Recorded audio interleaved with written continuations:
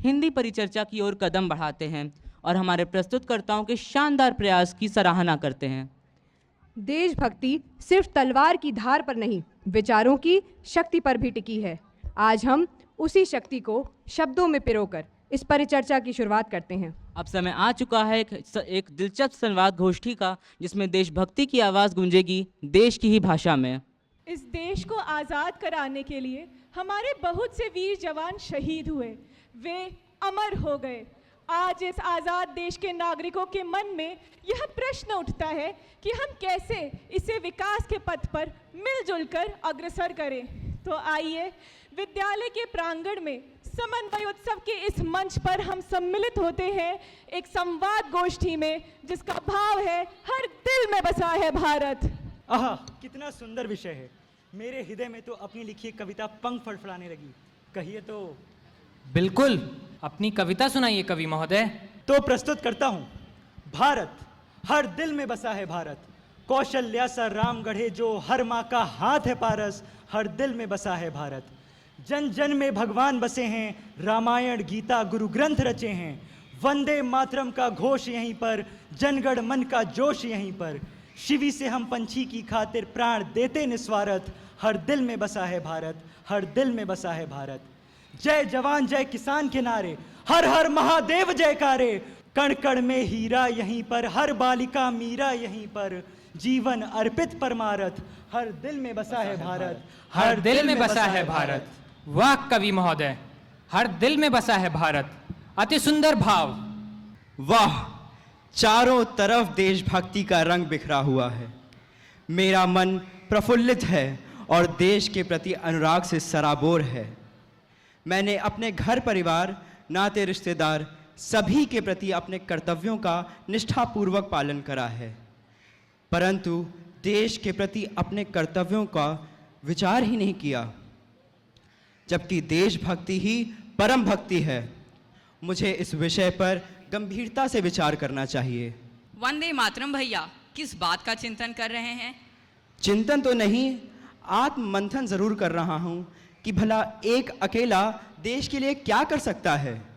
देखो भैया, मैं किसान हूँ, मैं अन्न उपजाता हूँ। अपने घर परिवार के पालन पोषण के साथ साथ मैं देश के सैनिकों के लिए भी अन्न भेजता हूँ।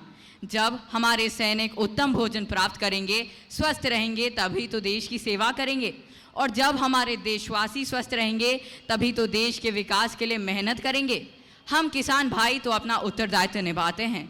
क्यों समाज सेवक भैया, है ना मेरी बात सही? आप सच कह रहे हैं। मैं समाज सुधारक हूँ। मैं जहाँ कहीं भी देश के नियमों में उल्लंघन होते देखता हूँ, उसमें सुधार करने का प्रयत्न करता हूँ।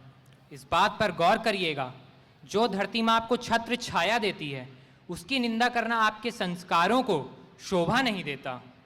इधर उधर की बात करने की बजाय आपको अपनी देश को ऊंचाइयों की ओर ले जाने का प्रयास करना चाहिए।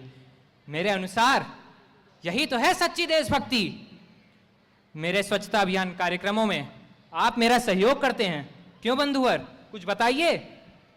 भैया, मैं तो सफाई कर्मी हूँ, बहुत ही तुच्छ सा सहयोग करता हूँ। आप कैसी बात करते हैं? आप हमारे देश को हीरे जैसी चमक देते हैं। आपके इन सम्मान भरे वचनों के लिए मैं आपका बहुत आभारी हूँ।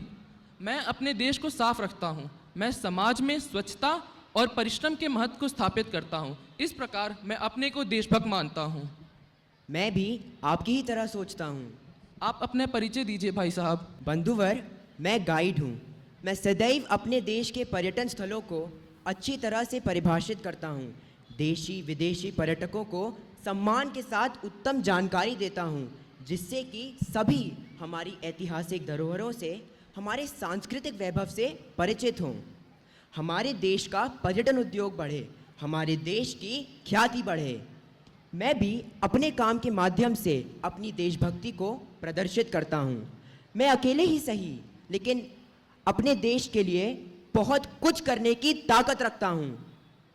दीदी, आप भी तो कुछ बोलिए। आप तो कई वर्षों से हमारे वीर जवानों के लिए अनेक रक्षा सूत्र भेजती आई हैं। मैं एक ऐसी बहन हूँ जो इस देश के सैनिकों के लिए राखियाँ भेजती है। उनकी कलाइयों में भी तो राखियाँ सजनी चाहिए, कभी भी उनकी कलाइयाँ सूनी नहीं रहनी चाहिए। हमारा भेजा हुआ यह रक्षा सूत्र उनको बहुत शक्ति प्रदान करता है। इसीलिए मैं रक्षाबंधन के शुभ अवसर पर उन्हें खूब सारी सुंदर सुंदर राखियाँ भेजती हूँ। क्यों सैनिक भैया, आपको मेरी राखी मिली थी ना? मिली थी बहन, मिली थी। जय हिंद बंधुओं, जय हिंद। हम वीरता दिखाते हैं, सच है। हम देश की रक्षा करते हैं, यह भी सच है। पर क्या आपने कभी विचार किया है कि हजारों लाखों सैनिक देश की रक्षा में लगे रहते हैं? इन सैनिकों को प्रशिक्षण कौन देता है? जी हाँ, वे एक शिक्षक ही हैं। वे शिक्षक ही हम सैनिकों को बचपन से शिक्षा प्रदान करते हैं और उस जगह तक पहुंचाते हैं जहाँ जाकर हम अपने देश की रक्षा में आत्म बलिदान देने के लिए तत्पर रहते हैं। आगे आइए शिक्षक महोदय, पूरे देश के नागरिक हम सैनिकों के प्रति कृतज्ञ हैं, पर हम आपको नमन करते हैं। इस सम्मान के लिए मैं आपका आभारी हूँ।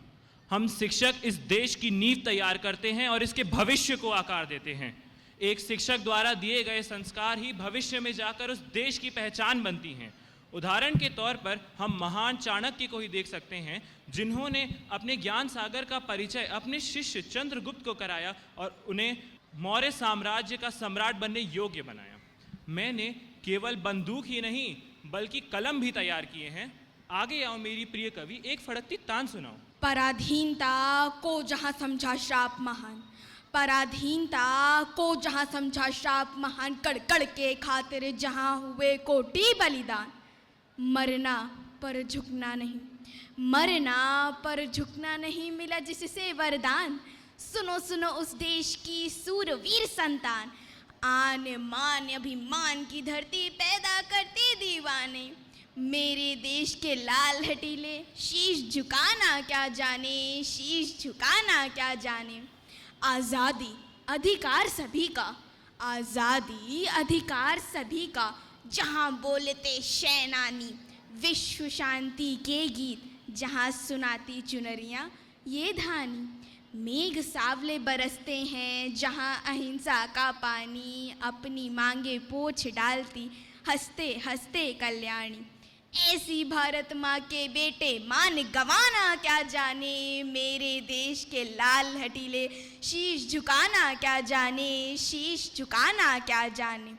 जहाँ पढ़ाया जाता केवल माँ के खातिर मर जाना, जहाँ सिखाया जाता अपने वचन निभाना। जियो शान से मरो शान से, जहाँ कहे कौमी गाना। बच्चा बच्चा पहने रहता जहाँ शहीदों का बाना। उस देश के अमर सिपाही पीठ दिखाना क्या जाने, मेरे देश के लाल हटीले शीश झुकाना क्या जाने, शीश झुकाना क्या जाने।